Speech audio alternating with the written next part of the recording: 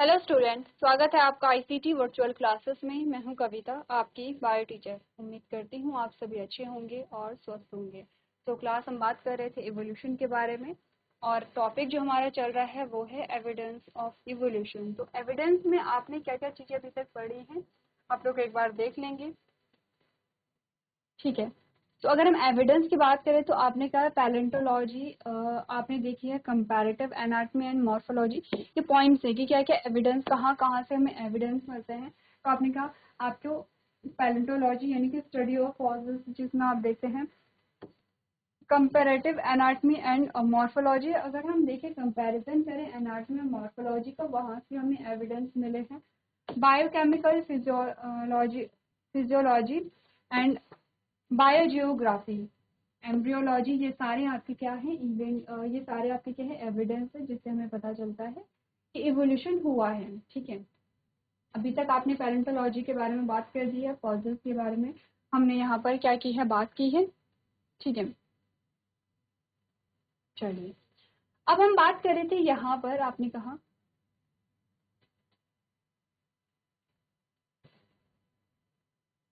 अगर हम देखें comparative anatomy and morphological evidence shows the similarities and differences among the organisms of today and those that exist years ago.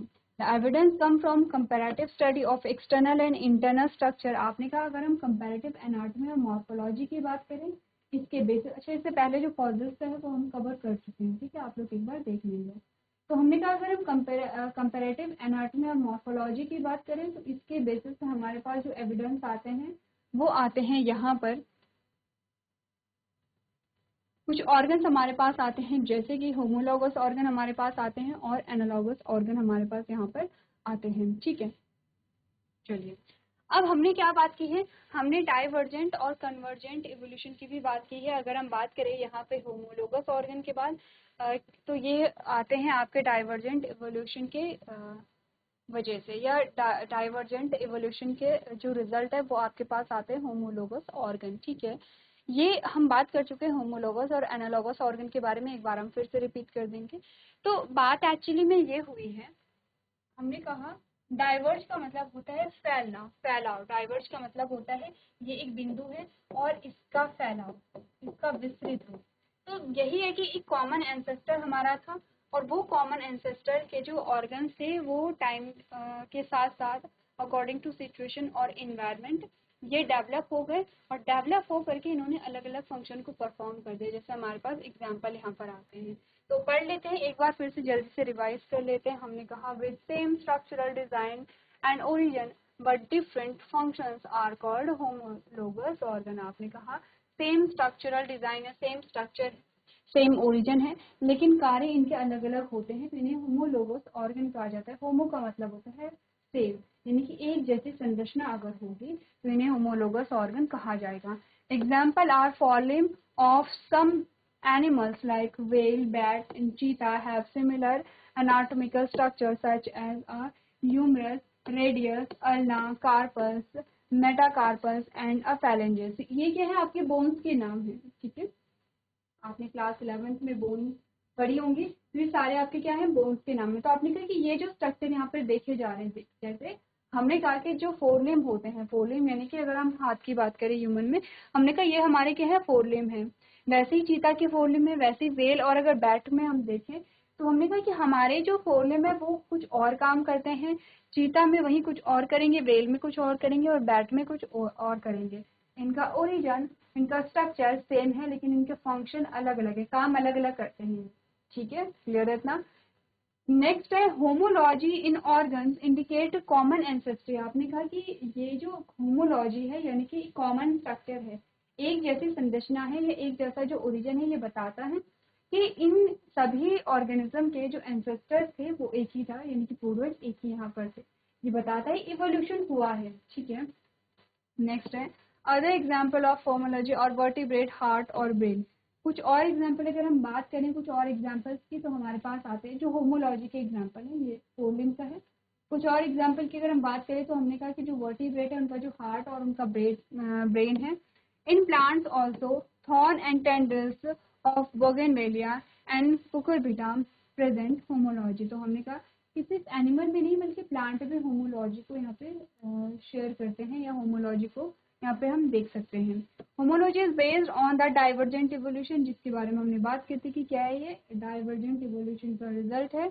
The same structure develop along a different direction due to the adaptation. क्या है ये adaptation की वजह से। Adaptation का मतलब होता है अकॉर्डिंग टू सिचुएशन खुद को उसमें ढाल देना, उसी को हम अडेप्टेशन कहते हैं, अडप्ट कहते हैं। जैसे हम कहते हैं कि मुझे कहीं अडप्ट करने में बहुत ज़्यादा डिफिकल्टी नहीं होती है, कुछ को अडप्ट करने में बहुत ज़्यादा डिफिकल्टी होती है। सिंपल सा मतलब है किसी नई जगह में किसी नए इन्वायरमेंट में खुद को ढाल देना ही क्या कहलाता है, अडेप्टेशन कहलाता है। आपने कहा कि ये जो स्ट्रक्चर है जिनका स्ट्रक्चर एक जैसा है लेकिन अलग अलग इन्वायरमेंट में। अब ऐसा तो नहीं था कि मनुष्य भी, ह्यूमन भी एक ही जगह है, चीता भी वहीं पे है, वेल भी वहीं पे है, बैट भी वहीं पे है, क्योंकि वेल तो एक्वेटिक है। बैट आपने कहा ये टेरेस्ट्रियल भी नहीं है, एक्वेटिक भी नहीं है, पेड़ों पे रहता है। चीता आपने कहा दोनों हाथ पैरों से चलेगा, जो जंगल में रहेगा। और ह्यूमन एक सोसाइटी में यहाँ पर रहता है। तो चारों का जो इन्वायरमेंट है वो अलग है एक दूसरे से, क्योंकि इन्वायरमेंट अलग है तो इन्होंने अपने इन्वायरमेंट के अकॉर्डिंग खुद को अडप्ट किया है और इसी वजह से आपको होमोलॉजी यहाँ पर देखी जा रही है। तो आपने कहा adaptation to different needs, the condition is called divergent evolution. ठीक है, ये हमने बात कर ली थी।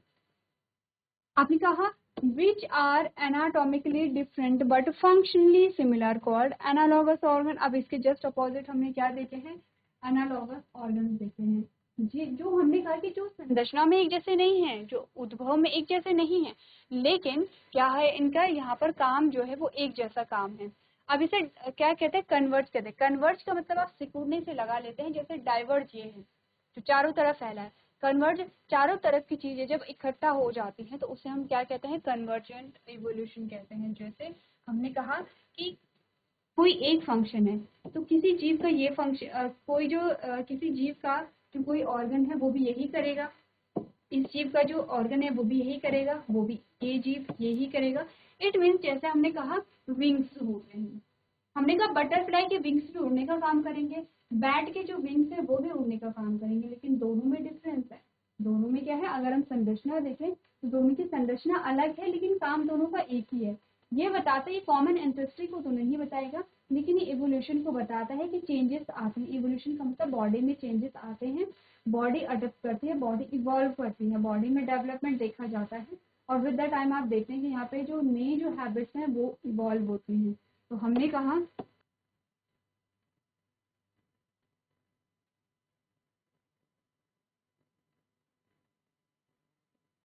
चलिए, तो हमने कहा जो एनालॉजी होती है, एनालॉजी यानी कि जो एनालॉगस ऑर्गन की जो स्टडी है, आपने कहा analogy refers to situation exactly opposite homology. आपने कहा एनालॉजी जो है वो होमोलॉजी से जस्ट अपोजिट है। Analogous organs are result of a convergent evolution. किसके एग्जाम्पल है, कन्वर्जेंट इवोल्यूशन की एग्जाम्पल है। आपको ध्यान रखने की डाइवर्जेंट इवोल्यूशन कौन सा है, कन्वर्जेंट इवोल्यूशन कौन सा है। It is the evolution in which a different structure evolved for a same function and hence have a similarity. आपने कहा कि यहाँ पर जो डिफरेंट ऑर्गन है वो इसी काम को यहाँ पर कर रहे हैं, विच इज सिमिलैरिटी बिटवीन। ठीक है, हमने कहा other example of analogy are eyes of octopus and mammals. आपने कहा अगर हम कुछ और एग्जाम्पल देखें तो ऑक्टोपस आपने देखे, जलीय जीव होता है ऑक्टोपस, जिसके 8 क्या होते हैं यहाँ पे, आर्म्स या भुजाएं आप कह सकते हैं। अब उसकी आईज जो है वो भी देखने का काम करेगी और हमारी जो आईज है वो भी देखने का काम करेगी, लेकिन अगर स्ट्रक्चर की बात करें तो बहुत डिफरेंट यहाँ पर होते हैं। फ्लीपर्स ऑफ पेंगुइन्स एंड डॉल्फिन्स। आपने कहा कि जो पेंगुइन होते हैं उनके जो फ्लीपर्स होते हैं और जो डॉल्फिन होते हैं उनके जो क्या होते हैं, फ्लीपर्स होते हैं। उनकी संरचना अलग होती है लेकिन काम उनका एक जैसा होता है। In plant sweet potato root modification and potato stem modification. अब हमने कहा अगर हम प्लांट्स में देखें तो प्लांट्स में भी यहाँ पे क्या देखा जाता है, यहाँ पे एनालॉजी देखी जाती है। कैसे, हमने कहा जो स्वीट पोटैटो और पोटैटो के बीच में अगर हम बात करें तो स्वीट पोटैटो क्या है, आपने कहा यहाँ पे रूट की मॉडिफिकेशन और पोटैटो स्टेम का मॉडिफिकेशन है। काम दोनों का एक ही है यहाँ पे, लेकिन इनकी ओरिजिन जो है वो ओरिजिन इनका क्या है, डिफरेंट है। अगर हम इनका यहाँ पे एग्जाम्पल देखें तो हमने विंग्स की बात की थी यहाँ पे, ठीक है, आपने कहा एनालॉगस ऑर्गन है। पहला जो है वो बताता है विंग्स ऑफ इंसेक्ट, यानी कि जो इंसेक्ट होते हैं, जो कीट होते हैं, उनका विंग है। सेकंड जो है विंग ऑफ अ टेरिडेक्टाइल, ठीक है। सी है wings of bird and last है विंग्स ऑफ बैट। अब अगर आप इन चारों का स्ट्रक्चर ध्यान से देखेंगे तो आपको इनकी संरचना में सिमिलैरिटी नहीं दिखेगी, यानी कि ऐसा नहीं लगेगा कि इनका जो इंटरनल स्ट्रक्चर है वो एक जैसा, ठीक है। अगर हमने वहां पर देखा था जब हम बात कर रहे थे होमोलॉजी के बारे में, और जब हमने चीता, मैन, बैट और वेल का फॉलिंग देखा था, तो उसमें हमने देखा था कि सिमिलैरिटी है, काफी हद तक हम रिलेट कर पा रहे थे उनके स्ट्रक्चर में। यहाँ पर हम ऐसा रिलेट नहीं कर पा रहे हैं, ठीक है। तो हमने कहा लेकिन काम सबका एक जैसा, यस काम सबका क्या है, उड़ने का है, यानी कि सब क्या करते हैं, विंग्स का यूज फ्लाई करने में करते हैं। तो चलिए आपको करना क्या है, जो आपके होमोलोगस और एनालोगस ऑर्गन्स हैं वो जो आपको एग्जाम्पल बताए गए हैं आपको वो नोट करने हैं, और डायग्राम मस्ट है, डायग्राम बनाने हैं। ये जो डायग्राम आपके पास है इजी डायग्राम है, कुछ डिफिकल्ट नहीं है, ये आप बनाएंगे। इसके साथ साथ एक और होमवर्क में आपके लिए क्वेश्चन है, आप और कुछ ऑर्गन्स ऐसे होंगे जो आप ढूंढेंगे और आपको मिलेंगे एनालॉगस ऑर्गन और होमोलोगस ऑर्गन। तो आपको क्या करना है, इनके कुछ और एग्जाम्पल यहाँ पर ढूंढने हैं, सर्च करने हैं, या आप अपने सीनियर्स या अपने टीचर्स से आप लोग और जो एग्जाम्पल है वो पूछेंगे। अगर आपको एग्जाम्पल मिलते हैं तो बहुत अच्छी बात है, अदरवाइज आप लोग नेक्स्ट लेक्चर में पूछ सकते हैं। तो चलिए आप लोग यहाँ पे डायग्राम नोट कर लेंगे।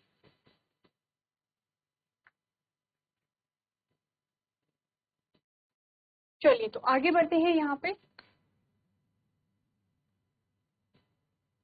बात करते हैं वेस्टिजियल ऑर्गन्स के बारे में। जैसे कि आपको कुछ एग्जाम्पल यहाँ पर देखने को बोला गया था, आपको होमवर्क में दिया गया था, कुछ वेस्टिजियल ऑर्गन्स में वहाँ पर देखेंगे। अब वेस्टिजियल ऑर्गन हमें कैसे बताते हैं कि इवोल्यूशन हुआ। इवोल्यूशन का मतलब जैसे कि अगेन हम कहेंगे कोई चेंज यहाँ पर बॉडी में, ठीक है। अब वो चेंज कुछ भी हो सकता है, नए ऑर्गन जो है वो अगर यहाँ पर आए हैं, या पुराने ऑर्गन जो है वो यहाँ पे डिसअपेयर हो रहे हैं, मीन्स की बॉडी में चेंज आ रहा है, बॉडी इंटरनली और एक्सटर्नली चेंज यहाँ पर हो रही है, ठीक है। जो जीव है, जीव में जो भी परिवर्तन यहाँ पर आ रहे हैं उसे हम क्या कहेंगे, इवोल्यूशन कहेंगे। तो हमने कहा वेस्टिजियल ऑर्गन, यानी कि अगर हम देखें यहाँ पे बहुत दूर हम नहीं जाएंगे, हम बात करते हैं आदि मानव के बारे में। आदि मानव, जब मानव को नहीं पता था कि परिवार क्या होता है, यानी कि फैमिली क्या होती है, या फिर वो ग्रुप में नहीं रहते थे, ठीक है, वो घर बनाकर नहीं रहते थे, वो जंगलों में रहते थे, कच्चा मांस खाते थे क्योंकि उन्हें आग का पता नहीं था। तो अब हमने कहा कि उस टाइम के मानव को अगर हम देखेंगे तो उसकी कद काठी, उसकी जो शारीरिक संरचना है, अगर हम उसको देखें, हम इमेज में ही देख सकते हैं, ठीक है। अगर हम इमेजेस देखें और अगर हम कंपेयर करें आज के मानव से तो काफी सारे डिफरेंसेस हमें यहाँ पे दिख जाएंगे। तो हमने कहा कि उस टाइम पे क्योंकि कच्चा मांस खाना होता था, क्योंकि जंगलों में रहना होता था, तो उस टाइम पे बॉडी उसी प्रकार से बनी थी। अब आपने कहा कि धीरे धीरे मनुष्य ने सीखा यहाँ पर कि किस प्रकार से अपने आप को यहाँ पे आग यहाँ पे जला सकते हैं, अपने आप को गर्म रख सकते हैं, खाना पका करके खा सकते हैं, आप घर बना करके रह सकते हैं, आप पेड़ की छाल या जो जानवरों की छाल को कपड़े के रूप में प्रयोग में ला सकते हैं। अब वो ग्रुप में रहने लगे हैं, धीरे धीरे मनुष्य ने इवॉल्व किया, डेवलप किया, और आज की डेट में आप देखते हैं कि जो ह्यूमन है वो वेल डेवलप्ड यहाँ पर है। तो हमने कहा क्योंकि अब सुविधाएं हमारे पास हैं, अब हमारे पास कंफर्ट है, तो बहुत सारे ऐसे ऑर्गन है जिनका अभी यूज नहीं है।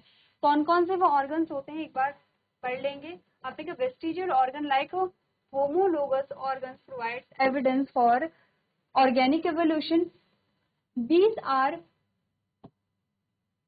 degenerate, non-functional and rudimentary organs to the possessor, while correspond to fully developed and functional organs or related organs.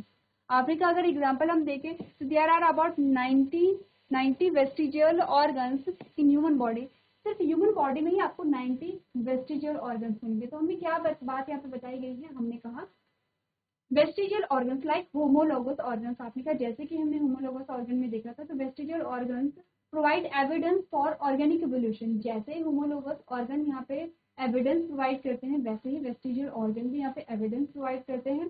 These are degenerate, non functional and rudimentary organs. ये कैसे डीजेनरेट एंड नॉन फंक्शनल है, यानी कि कुछ तो ऐसे हैं कि जो आपने कहा कि जो ह्यूमन बॉडी में अब नहीं पाए जाते हैं, कुछ ऐसे हैं कि जो पाए तो जाते हैं लेकिन नॉन फंक्शनल है, कोई फंक्शन इसका नहीं है।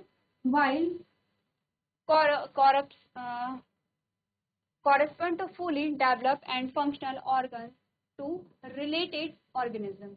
अब हमने कहा एग्जाम्पल में अगर हम 19 वेस्टिजियल ऑर्गन्स की बात करें, उनमें से है some of them are tail bone, हमारे पास सबसे पहले क्या आती है, टेल बोन आती है, जिसे हम क्या कहते हैं, कॉक्सिक विजडम टीथ, ठीक है, nictitating membrane and vermiform appendix. ये हमारे पास कुछ एग्जाम्पल आते हैं, जैसे इन ऑर्गन्स का भी हमारी बॉडी में कोई काम नहीं है। Some examples from other animals are hip girdle and bones of the hind limbs in some whales and certain snakes and wings of a flightless bird. तो ये सारे क्या है, वेस्टिजियल ऑर्गन्स है, यानी कि अब इनका कोई काम नहीं है। आपको करना क्या है, कैटेगराइज करेंगे, जैसे कि ह्यूमंस के जो वेस्टिजियल ऑर्गन्स है उनके एग्जाम्पल आप अलग यहाँ पे लिख देंगे, अदर जो एनिमल्स है उनके एग्जाम्पल आप लोग यहाँ पे अलग लिखेंगे। आगे बढ़ते हैं, ये तो हमने बात की है वेस्टिजियल ऑर्गन्स के बारे में। अब हमारे पास आता है बायोकेमिकल एविडेंस। बायोकेमिकल एविडेंस हमें क्या बताता है, आपने कहा the metabolic process in organisms are similar with same new material and end product। आपने कहा जो मेटाबॉलिक प्रोसेस आप समझते हैं, आपकी बॉडी के अंदर बहुत सारे प्रोसेस चलती हैं, उन सभी को हम कंबाइनली मेटाबॉलिक प्रोसेस कहते हैं। आपने कहा metabolic process in organism are similar with the same new material and end product. For example, energy released by oxidation is stored in ATP which then powers the energy required re process. आपने कहा कि जैसे एक हमें process बताई गई है oxidation, oxidation में हमने कहा कि यहाँ पर क्या होगा, उसमें ऑक्सीजन के प्रेजेंस में ग्लूकोज ब्रेकडाउन होगा, तो उससे क्या निकलेगी, एनर्जी निकलती है। एनर्जी जो स्टोर होती है वो एटीपी के फॉर्म में होती है, और जब भी कोई प्रोसेस होती है जहाँ पे एटीपी की रिक्वायरमेंट हो वहाँ पे एटीपी को यूज कर लिया जाता है।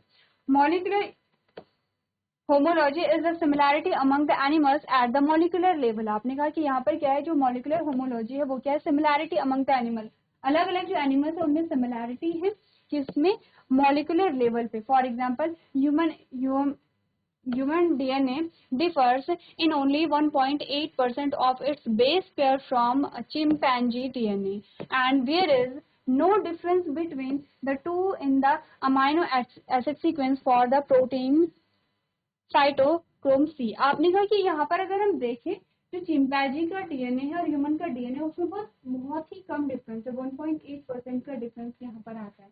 इसके अलावा अगर हम बात करें कि अमाइनो एसिड के लिए जो कोडोन होते हैं, जैसे हमने कहा कोई कोडोन है वो किसी पर्टिकुलर अमाइनो एसिड के लिए है, तो वो कोडोन अगर ह्यूमन की बॉडी में है तो वो उसी अमाइनो एसिड को कोड करेगा, वो किसी दूसरी एनिमल की बॉडी में है तो वो सेम अमाइनो एसिड के लिए यहाँ पे कोड करेगा, जो हमें बताता है biochemical evidence of evolution. Clear है, एक बार आप लोग यहाँ पे पढ़ लीजिए।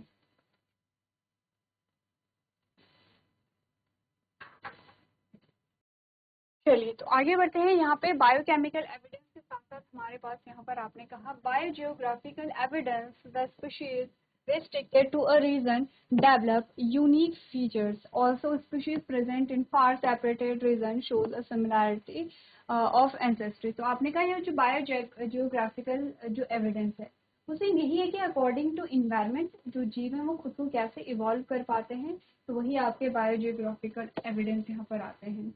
तो आपने कहा this can be explain with the help of the following processes. तो हमने कहा बायोजियोग्राफिकल जो आपके एविडेंस आते हैं उसके लिए कुछ प्रोसेस होते हैं और उसके द्वारा हम इन्हें समझ पाते हैं, जैसे कि इसमें हम बात करेंगे अडप्टिव रेडिएशन के बारे में, पैरेलल इवोल्यूशन इसी के साथ हम यहाँ पर देखते हैं, ठीक है, पैरेलल इवोल्यूशन में क्या होता है, कन्वर्जेंट इवोल्यूशन आप पढ़ चुके हैं यहाँ पर। नेक्स्ट जो लास्ट और जिसके बारे में हमने काफी बार बात की है, एम्ब्रियोलॉजिकल एविडेंस। एम्ब्रियोलॉजिकल एविडेंस में हम एम्ब्रियोज को अगर हम देखें, अगर आप एक इमेज को देखें जिसमें आप देखते हैं फिश, एम्फीबिया, रेप्टाइल, बर्ड और मैमल, अगर हम देखेंगे फर्स्ट जो इमेज आपके आती है, first image in the sense ये जो फर्स्ट कॉलम हमारा आता है इसमें आप देखने की जो एम्ब्रियो है वो आपको सेम दिख रहे हैं, ठीक है, तो यही आपका एम्ब्रियोलॉजिकल एविडेंस में हम यहाँ पर पढ़ेंगे। तो एक बार आप लोग ये सारी जो चीजें हैं वो यहाँ पर देख लेंगे, ठीक है।